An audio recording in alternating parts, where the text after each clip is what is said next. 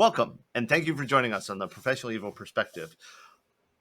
This is Season 3, Episode 6, which we are very aware we made up entirely. But contrary to Mandalorian, we're not going to only have 8 episodes. I'm Kevin Johnson. And I'm Nathan Swady. You know, people might want us to only have 8 episodes. That might be true. Let me text Mom and see what she thinks. Yeah. Or I did tell Charlie I was going to call him out in the next recording. Ooh. Hi, Charlie. Hey, Charlie. It's nice having 2 listeners. Yeah, it is. So, I do want to say that we are recording this the day before my oldest daughter's 21st birthday. Oh. Yeah.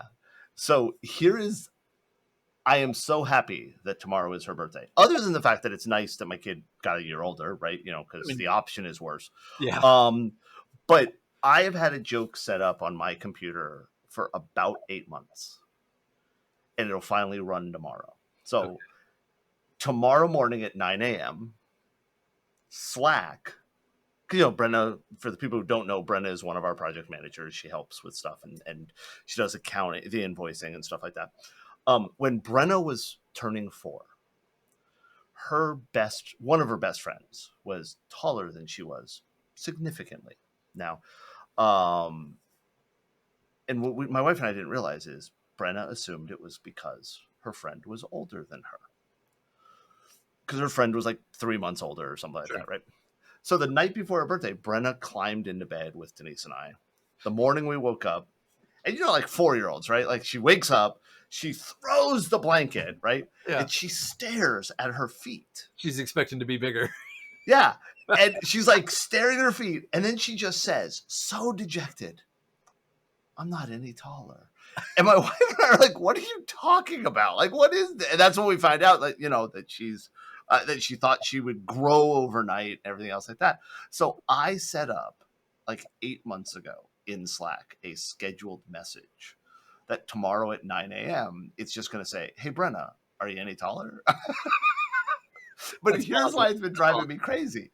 When you schedule a message like that, any scheduled messages in Slack, in the channel it's going to go in, there's a little alert at the bottom of the screen that says, this scheduled message is scheduled for... Oh my gosh. So you've been looking at that 8 months. I've had this, and every time I see it, it's like an alert, like, oh, what is that? Oh yeah, it's that damn message. It's been there for months. So tomorrow, finally, the message will be gone. I'm so excited. Doesn't care about the joke. It's the fact that the message is going away. Yeah. I've already gotten past the joke. I'm excited about the joke, but damn it, that alert message will be gone. Oh, geez, that's funny. That's funny. Oh, man. You know, it's funny. So we were going to talk about AI a little bit, and so many people get so frustrated with the state of AI and, oh, it's not really intelligent and it's all this, blah, blah, blah. But it's just like 4-year-old Brenna, right? If you have limited exposure, right?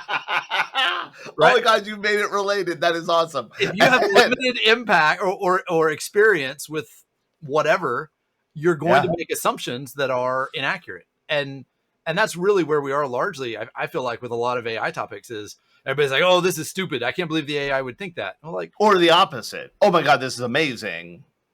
Yeah. But like, hey, where is this? I will say, do you know what I saw today? On LinkedIn, somebody shared a video. You know how I've always said, and this is related to AI, but I've always said that the combination of AI and deep fakes and things like that will move education ahead greatly. Oh, everything. Yeah. Entertainment, right? And it'll change everything. Because the idea of like hearing Abraham Lincoln, like we study the Gettysburg Address, right? We're supposed to memorize it. And the best I know is 20 years ago. No, 7. That's not right. 7. Yeah. 7 years ago. See, I didn't even know that. But if you had Abraham Lincoln say it to you, right? Yeah, if you could watch it in the environment, right. The holodeck, right? So this video had all these philosophers, and they had changed it so the philosophers were speaking. That's cool. Their words, and I'm like, yeah, that's what I've been talking about. Like, I'm fascinated with AI. We know this. I've said it before. I bow to our robot overlords. I want to make that recorded as often as possible, so that when our robot overlords take over, I'm one of the. Like, for the record, I will narc on all hidden human rebellion. Like, done. You want to know? They're over there. Over there. That's where they are. Oh, you're that guy. Totally, I am that guy. I would totally. I'm bowing to the robots. Kevin's. Oh man, I'm thinking about like all the storylines where they're, like Edmund in Narnia, right? Like there's always the dude Turkish delight. It's disgusting. Oh man. So when my kids were younger, that Narnia movie came out. Yeah, the one that had Turkish delight. I don't remember which one that one was. It was the first one. Was it the first one? Yeah. Okay. And we went and bought some. That's gross. I would let me be clear.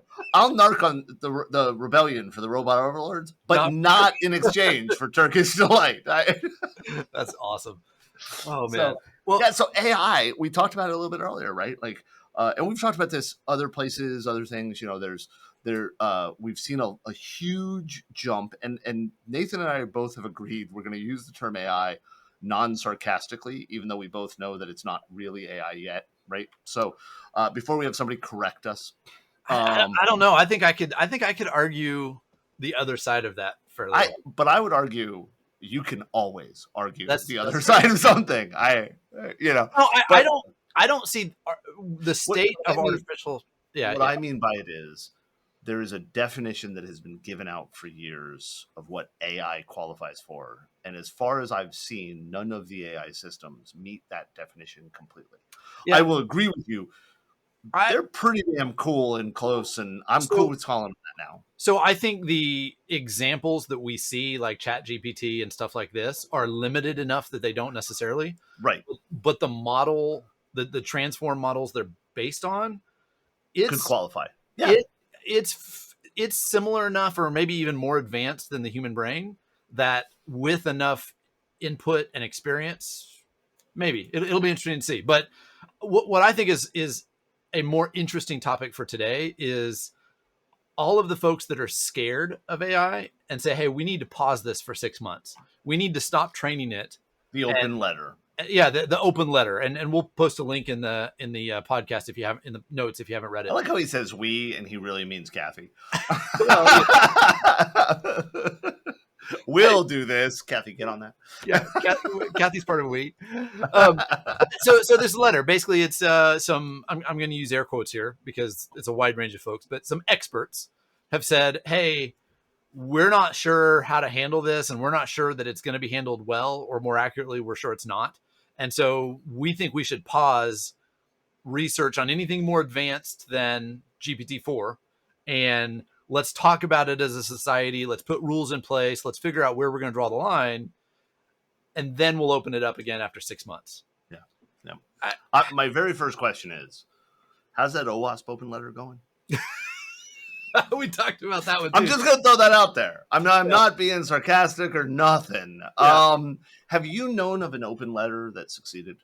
And that's a serious question. That's not me saying none of them have, but I can't think of a single time that an open letter has been published. Yeah. I mean, Firefly is still canceled.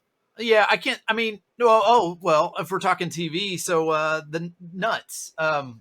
That wasn't an open letter. They actually overwhelmed them with peanuts. Yeah, but it was the same thing, right? Like, what show was that? What show was that? No, I don't remember. No, but there was basically a group on, I want to say it was Slashdot back then. I don't know that. Or Fark. I don't remember what it was. It was pre-Reddit. But basically they came together and said, here's our demands. And then they just started sending nuts to the TV studio until it was the nuclear, all the nuclear attacks hit, and these kids in like this small town in Western Kansas. I don't think I ever saw the show. Oh, it's fantastic. It's a great show. I'm not a big TV watcher, right? Yeah. So, but in my opinion, that was an active campaign. Mm-hmm. Open letters are very passive. Jericho was the name of that, by the way.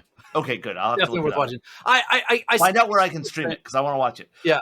So here is my question about this, and I'm going to add a thing to this that we did not talk about earlier. So if you haven't heard about this, surprise, did you hear about the guy in Europe that has sued under GDPR that OpenAI has to delete the entire model because, and I'm totally blanking on his name. I'm sorry.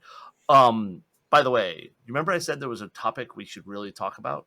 It was You this just one. remembered it. I remembered. We know right what now. the next episode is. No, it fits this because it's Okay. AI.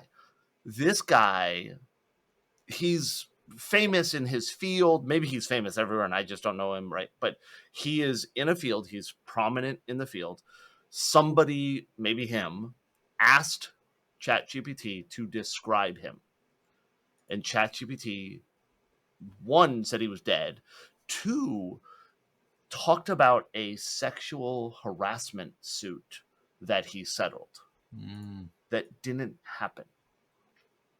There was no such suit. There was no such claim that he So sexually it got harassed confused, somebody. and Right. So ChatGPT put out a scandal about this guy that didn't actually happen. Now, I want to be very clear if people are listening.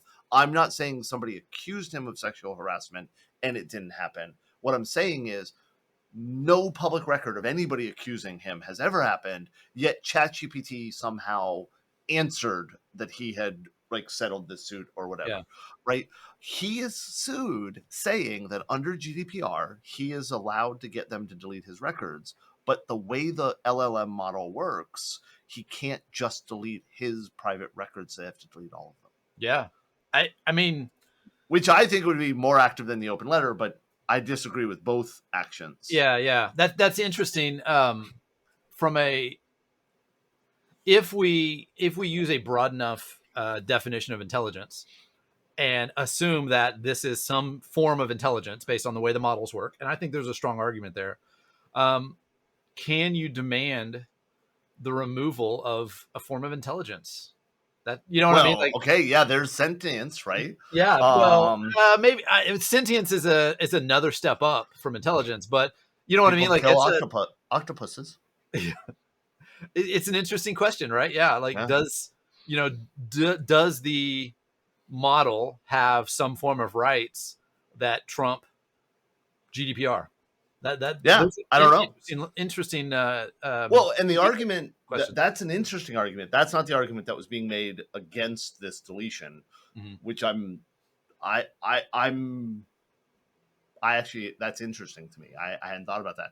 The argument made on the other side is that this type of usage is allowed under GDPR, right? Because of the exceptions that they have and stuff like that. I bet you that's the route they're going to go. But I'd rather them go your route. I'm sure it'll be discussed on both sides. Yeah. Here's the thing. I think that I think there are lots of concerns about AI that are legitimate, right? Legitimate concerns. I think that I think there's also concerns that are made even more legitimate or made legitimate due to the profit motive being used in so many of the AI systems, right? Like OpenAPI is profitable. They're making money on this system, and they're making that money on data they didn't pay for, relatively, with a relative term of didn't pay for, right? Yeah. And I don't know where we go with that because I could argue Secure Ideas makes money on the knowledge we have, and the knowledge we have came from a YouTube video I watched or whatever. Yeah. Right. Or our experience of working, like you're benefiting as a company from the value that the experience I had at previous companies with previous clients. You know what I mean? Again, it comes back to the intelligence thing. If it was where do you draw the line? Right. If a person read information and then took it into their job and used that, that's just knowledge and experience. We don't have a problem with that. Right. But if a tool does it, right. And I understand scale. That's one of the arguments people make, right? Like, well, it's the scale of it. Okay, that's valid. But Amazon Turks exist. Yeah. Right. Where you can ask a question, and I get notified every once in a while by my Echo, where it'll say, hey, somebody has a question about this product you bought. You want to answer it. Yeah. Right. So the scale is already there. More importantly, the scale has been introduced, right? This technology is out there. You don't put it back in the bottle, right? Pandora's box can't be closed. Exactly. Right. So for good or bad, right? It's hey, there's amazing things that are going to happen. There's probably some horrible things that are going to happen. Guess what? The world's changed, and I don't think we're fixing it. I don't even like the word fix, because I don't think it's, fix implies it's all bad. Yeah. We're not going back. That's my biggest problem with the 6-month thing, is there's an assumption that if we talk about how we handle this, that we'll find some way to put guidelines on it and limit what's actually happening. You remember Dolly, the sheep, Yes. right? I took that as Dolly. Oh, Dolly, yeah. Sorry. That's what it taught me for a minute. I'm like, yeah, of course I do. Yeah. No, the Dolly the sheep. I was in high school, I think, when the sheep was cloned, and it was this big thing, and everybody said, "Oh my gosh, what are we going to do? What if we clone humans? This is going to be a big deal." And what happened? We said, "Nope, we're going to put restrictions in place, and we're not going to allow that." You remember what happened right after that? Some dude in China cloned a human. Right? Really? Oh yeah. Like I think the Chinese party, like there was so much backlash and outcry that they put restrictions in place and like threw that guy in jail. He's probably still in jail today if he's not dead. But my point is, like, there was an impact, but we know the research is still happening. Yeah. What's not happening is the public facing side of it. We're not talking about what's going on because it's hidden now. It's hidden now, right? Yeah. And well, this is the same argument, not to derail this entirely, but it's the same argument about, not making it illegal to say stuff, right? Like hate speech. That's awful, evil, bad. But if we make it illegal, it's not gonna stop it. It's gonna hide it. Yeah. Right. And I'm not arguing either way there. I'm just saying. So by the way, it was 1996 that Dolly was born. And Dolly had 6 babies. Wow. I didn't realize that they had bred her over the 6 or 7 years she was alive. I didn't either. I didn't ever know what happened there. But but that's my thought is even if we put limitations in place, those companies behind it, they're not going to stop the research. No. Right? There's no legal way that you can do it. They may stop talking about it publicly. They may stop showing what's going on, but they're certainly going to do it. I'm sure the military, like we have to assume that whatever is publicly out there available that we're seeing, the military research is probably at least 5 to 10 years beyond that. And then we know other countries are doing the same thing. Yeah. So the countries was one that got me. Yeah. We can make it illegal. It's very simple. Some performative idiot congressperson gets a law passed, and now it's illegal. That it's here. Right. We could make it illegal in Florida. Now Alabama's the AI center. It was Alabama on purpose. It would be a Delaware-based company. It would be a Delaware-based company. Yeah. Or I've heard recently that Wyoming is a great place to incorporate. So maybe that's. I don't know.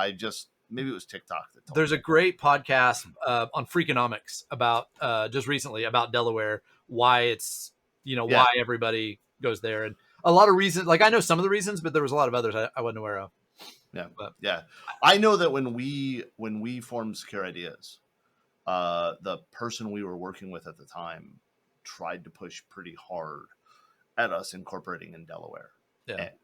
And, all of the reasons they gave, it was like, none of those really are relevant to us. Yeah. And so we incorporated, we're an LLC, we're a Florida LLC.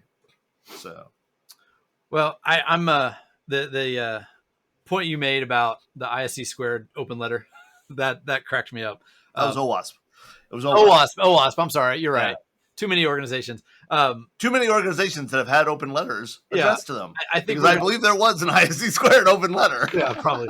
Yeah, there was actually about the about the bylaws. About the election. Oh no. About the yes. Yeah, the bylaw change. Anyway, it'll be interesting to see. I'm surprised on some of the names that have signed the letter. Like I think Tim Cook was on there from Apple. There's a couple of other big names, but none of those names surprised me. Those names I went with the idea that those names are already, their companies are so far down the route of AI development that this was an anti-competitiveness letter for nobody them. Else. Well, but see, I don't think so, because the letter's not calling on stopping all research. It's saying not researching anything more advanced and not training anything more advanced than GPT-4. Right. So don't train anything more advanced than the version I own. Or I was looking at it more as like, hey, Apple isn't that far into the development. So if we get everybody else that's ahead of us to stop, we've got 6 months to catch up. Yeah, I don't believe Apple's catching up. I believe Apple's there. Yeah. Like, let me be very clear. Apple is at least at GPT-4. Yeah. Right? Like, yeah. I actually, and I've read quite a bit about even some of the researchers are supposedly funded by these companies. I don't know that. I want to be very clear. I'm not making an allegation. I'm repeating what I've read. I don't know that it's true. Is that many of the people, or not many, a significant number of the people are either directly employed or tied to organizations that are already at the level they're trying to limit things at. And so there is an aspect that feels anti-competitive, right? Yeah. It's similar to when like, hey, I'm a crypto bro and I've got my company. And so we're big enough. What was it that the fried guy that's now in jail, right? Yeah. And he was like, we're big enough. So, well, you guys should regulate crypto now, right? Like that's how it felt to me, right? Yeah.